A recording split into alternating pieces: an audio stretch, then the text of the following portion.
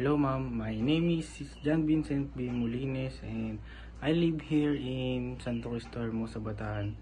And I have family of in our family we are five. I have little brother and little sister because I'm the oldest one, and my usual activities are gaming, which is playing Mobile Legends,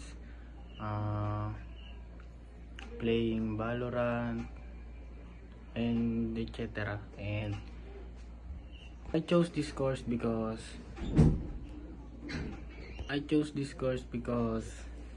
to be honest, I didn't choose this course because in my first choice is IT, and I got first choice is IT, but I got late to pass the requirements, and naubusan ako ng slot ma'am. So ayun ma'am,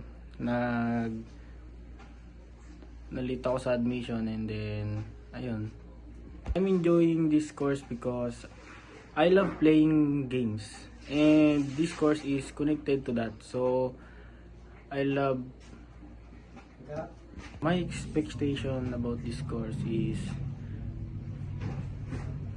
ang expectation ko naman